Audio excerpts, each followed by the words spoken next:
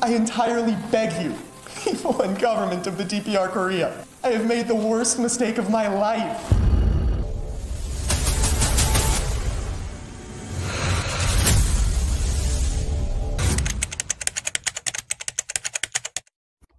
আমেরিকার ২২ বছর বয়সী অটো এম্পিয়ার, যে কিনা একজন কলেজ স্টুডেন্ট ছিল এবং তার বন্ধুদের সাথে ভ্যাকেশনে নিউ ইয়র্ক সেলিব্রেশন করে নর্থ কোরিয়া থেকে দেশে ফিরছিল।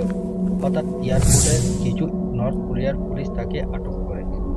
অটো এম্পিয়ার ভাবে কোনো কিছু অপরাধ না করে কেন আমি গ্রেফতার হলাম। তখন সে অবাক হয়ে যায় যখন তাকে ছাড়া তার বন্ধুদের প্লেন টেক অফ করে। এরপর নর্থ কোরিয়ার পুলিশ অটো এম্পিয়ারকে রোডে চালান করলে সেখানে তার 15 বছর ভয়ঙ্কর কারাদণ্ড দেওয়া হয় এবং তারপরে এক মানবিক টর্চার শুরু হয়। কিন্তু কেন এবং কি করেছে যার ফলে তাকে নর্থ কোরিয়াতে এত ভয়ঙ্কর শাস্তি পেতে হলো? সে এমন কি করেছিল? আজকে আমরা সেটা জানার চেষ্টা করব। এই ঘটনার সূত্রপাত হয়েছিল নিউজ পেপারের কোনায় পড়ে থাকা একটা আর্টিকেল থেকে। ইয়ং ফার ইয়ান নামের একজন ট্রাভেল এজেন্সি মাত্র $1200 নর্থ কোরিয়া ঘোরানোর দাবি করে। আর কনসিডেন্স দেখো, পেপার পড়তে পড়তে সেই আর্টিকেলটাতে আমেরিকার ওহানের বাসিন্দা অটো এম্পিয়ারের চোখ এসে আটকে যায়। অটো এম্পিয়ার ভার্জিনিয়া ইউনিভার্সিটিতে পড়া একজন ব্রিলিয়ান্ট স্টুডেন্ট। 2013 সালে আমেরিকার ওয়ারমিন হাই স্কুল থেকে সে সেকেন্ড হাই স্কুল পরে গ্র্যাজুয়েশন কমপ্লিট করে। এছাড়া সে এক্সপার্ট সুইমার ও ফুটবলার হিসেবে যথেষ্ট তার নাম রাখছিল। কিন্তু ভার্জিনিয়া ইউনিভার্সিটিতে তার ফাইনাল সেমিস্টারে চলাকালীন স্টাডির জন্য 2016 সালে অটো এম্পিয়ারকে হংকংয়ে যাওয়ার কথা ছিল। এক্সামের প্রেশার, জবের প্রিপারেশন, এই সমস্ত চাপের কথা ভেবে 2016 সালে নিউ ইয়র্কটাকে অন্যরকমভাবে সেলিব্রেশন করার চিন্তাভাবনা করে।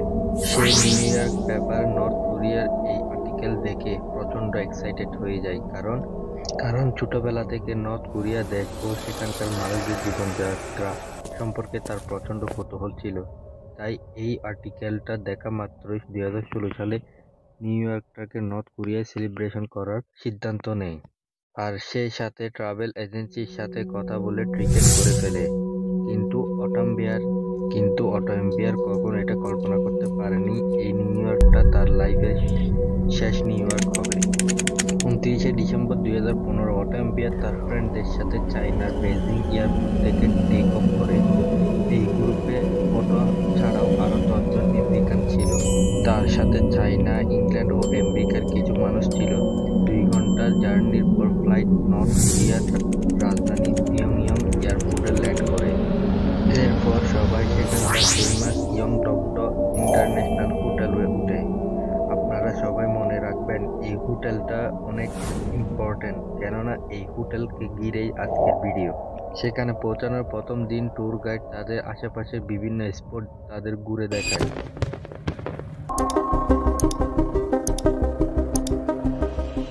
31 ডিসেম্বর 2015 নিউ ইয়র্ক সেলিব্রেশন করার জন্য সবাই পিয়ংইয়ং ইমেল স্কোয়ার জড়ো হয়। সেখানে ফরেনার ছাড়াও হাজার হাজার নর্থ কোরিয়ান ছিল। আর রাত ধরে কিমেল স্কোয়ারের সেলিব্রেশন চলে।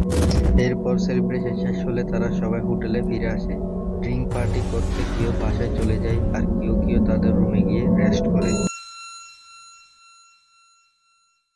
2 জানুয়ারি 2016 গত 5 দিনে নর্থ কোরিয়ায় এয়ার ট্যুর শেষ করে সবাই পিয়ংইয়ং এয়ারপোর্টে ফ্লাইটের জন্য অপেক্ষা করছিল।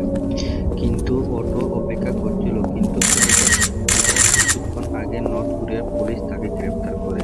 কিন্তু কেন তাকে এভাবে গ্রেফতার করা হচ্ছে জিজ্ঞেস করলে পুলিশ কোনো সঠিক উত্তর দেয় না।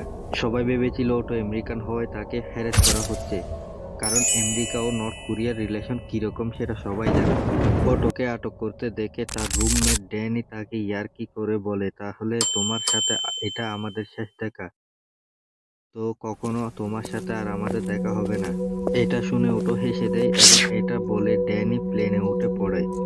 ড্যানি ভেবেছিল ফ্লাইট ছাড়ার আগে অটোকে ছেড়ে দিবে, কিন্তু কে জানতো সেই ইয়ার্কি মেরে বলা কথাগুলো ভয়ঙ্কর সত্যি পরিণত হবে। এয়ারপোর্টের সিকিউরিটি গার্ড প্লেনে উঠে বলে অটো এম্পিয়ার অসুস্থ হয়ে পড়েছে এবং সে আসতে পারবে না। এটা শুনে প্লেনে থাকা সব যাত্রী অবাক হয়ে যায়। অবাক হওয়ারই কথা, কারণ মস্করা ঠাট্টা করছিল হঠাৎ করে কিভাবে সে অসুস্থ হয়ে যেতে পারে। সবাই মনে মনে চিন্তা করে অটো কোনো বড় ষড়যন্ত্রের শিকার হয়েছে।